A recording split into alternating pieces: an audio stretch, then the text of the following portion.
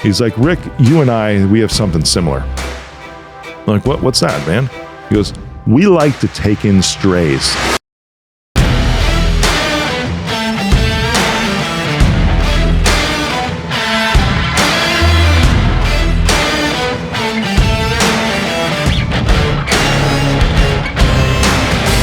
What's shaking? Welcome back to All In.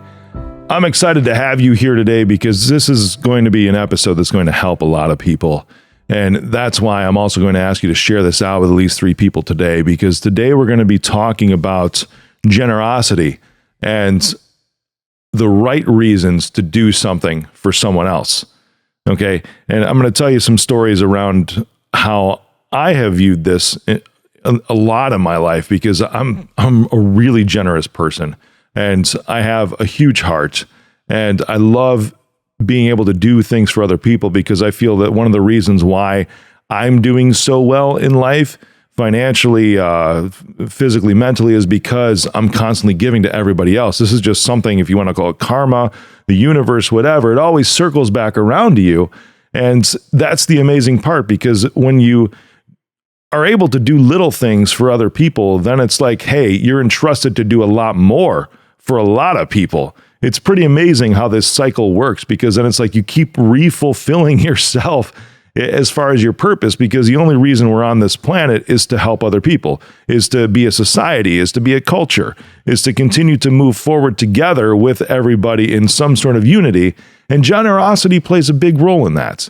You know, just doing nice things for other people. I've told multiple stories on here about different ways to do that. I'm going to talk to you about one specifically today, and it's about me, because this is something that I realized the other day in a training course that I was in about myself, and I asked the question, because the woman who's teaching the course is a psychologist, has a master's in psychology, is also an international certified NLP Master Practitioner, just an amazing woman.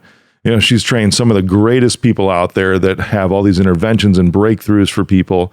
And I started recognizing something, and I'm like, here's a scenario that has taken place in my life.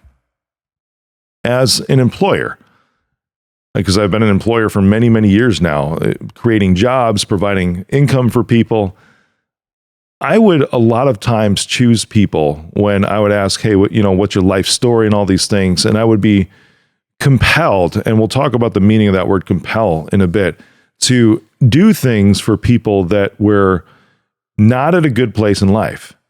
You know, to the points like, oh, I can jump in and I can help you. I can save you. All you need is a good job and a good boss and direction and purpose, and working for me will provide that to you, because I know that I will show up for you time and time again. So, hey, come and work for me. And I would do this and hire out of primarily compassion, which you're like, why is that a bad thing? I'm going to tell you why. As a primary reason, that's a bad thing. As a secondary or tertiary reason, it's all good. But as a primary reason, I would hire out of compassion, much to the detriment of some of my key people that have been with me for years, because almost always these individuals that I would hire primarily out of compassion would end up either quitting, or I would have to fire them within months. Right? They just never, ever, ever worked out from either direction. And it's really, I take complete responsibility for that, because of the reason that I was hiring them. But I always think it's like, I want to help people. It's out of the goodness of my heart. You know, I want to give these people a home. I want to be able to allow them to, break from these chains of bondage that they've been in place at other employers or other things that are going on in their life. If they only just had another chance, even though they may have severely screwed it up before, if they only just had another chance, I want to be that person, right? And I felt almost like there was this driving force that would cause me to do this. Or when I would hear like a sob story from somebody, I would just be like, oh, you know what? There must be a reason why they're in my life right now. I must be the one that's supposed to help them. So of course, because I do this, and if something's coming across my path, there's a reason it's coming across my path. I used to say that a lot, by the way. I used to say, if something's coming across your path, there's a reason that it's coming across your path. And I always equated that to generosity, meaning like if there was a financial need or something that was brought before me, like, oh, well, the reason is, well, I must be able to help. I must be the one that's supposed to help. And while that is true a lot of the times, I found that because of that, and maybe because of my upbringing in religion and everything else, that I always felt like I was the one that was supposed to, right? That was supposed to jump in there. And that was some of the things that were driving me to have this compassion and provide something, a job, or even just straight up give people money that would come across my path. And a partner of mine in a private security business, when I was trying to do this for a friend who had been a friend of mine for like 20 years, even stood up in my wedding, and he was having troubles with jobs, and everything. He had his own business for a few years and then was in transition point, I think, from one job to another. And I'm like, dude, I can help you for the time being. I can give you a security role. All good. Come on in, fill out some paperwork. And I remember I was traveling at the time, and my partner calls me. I'm like, what's up, dude? And he's like, dude, we cannot hire this guy. I was like, why? He's like, all these things that he's saying are very condescending and all this other stuff, and he's in these really bad places in life, and it's actually oozing out of him. He's bad for culture. He's bad for all these other things. He's even bad for himself right now. And I'm like, oh man, but I want to help the guy. I'm like, I feel like we need to help the guy. And that's when he stopped me when I said, I feel like I need to help the guy. He's like, Rick, you and I, we have something similar. I'm like, what's that, man? He goes, we like to take in strays. That hit me hard. That hit me really hard in that moment, because I was like, damn, dude, you're right. I always felt that these individuals that were coming across my plate were someone for me to help in that moment, right? And I felt like I needed to, because they were there right in front of me. I felt compelled to, when really what these people needed to do was help themselves. And I was in a position in the life, and this was maybe the reason for some of these people coming across my life, for me to be a little dose of reality and be like, why don't you go get your ass a job, right? Not with me. Why are you leaning on me for this? Or why are you asking me for money when you can go produce something on your own, which is going to be more beneficial for you, because now you've actually earned that. And this isn't taking away from other, like shelters or things like that, because there's bridge moments in people's lives where they need this. But the role that I was fulfilling was that of an enabler, because I felt forced or compelled or obligated just because these people were sitting right in front of me. And that's how I would hire for a long time, and they would never last, because they didn't have any vision beyond where they were at right then, and they were stuck in these cycles.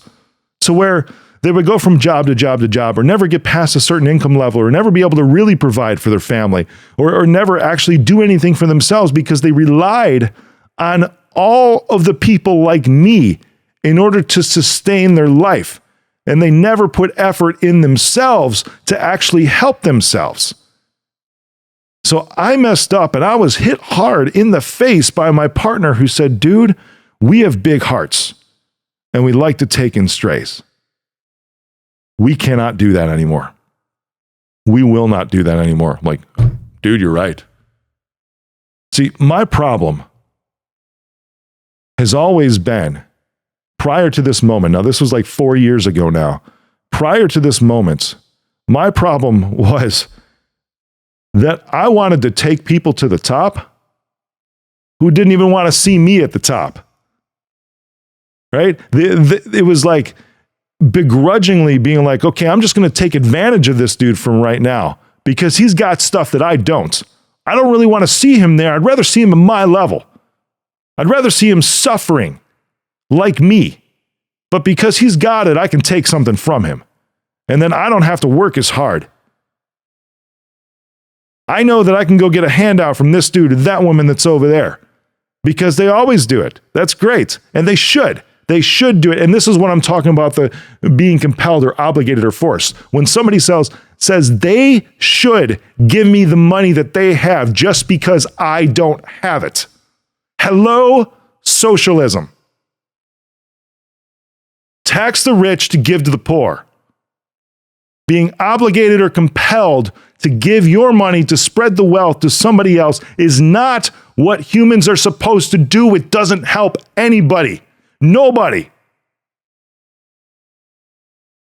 With the exception of maybe those bridge times to where you have somebody to get back. And I can tell you story after story of when I worked for a social service agency of how people would come in for rent assistance. Free money. Free fucking money to give them for rent for their place. And there was one stipulation, one requirement in order to receive 2 months worth of free rent money was that they had to come to a budgeting class so that it would help them not be in the same scenario again. You know, it was over 90% of people would be like, oh, I don't want that. I don't want that. I just need the rent money.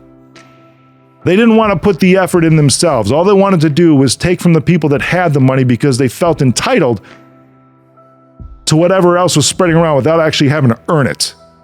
That's stupid. Get up off your lazy ass if you're that individual. You're doing nobody good. And what are you teaching your kids? If that's the case, this is a reality check. This isn't talking down. This is saying, look in the mirror. Come on now. You're better than that. I know you can do this. I know you can, because there's probably a moment in your life you can look back to where you have done this before and you were happier then. You were more motivated then because you were happier then, because you did it yourself, not because of a handout of somebody else.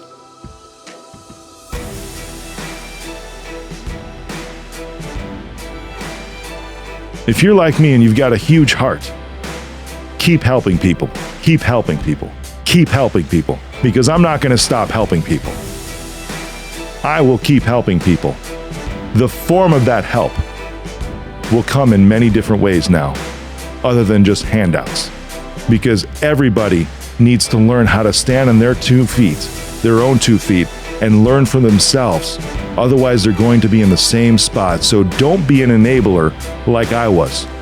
Teach people and give them an option, an opportunity in order to provide for themselves, in order to make choices in their own life that will generate their own success, their own happiness, their own fulfillment. Create that environment for them. Don't hand it to them.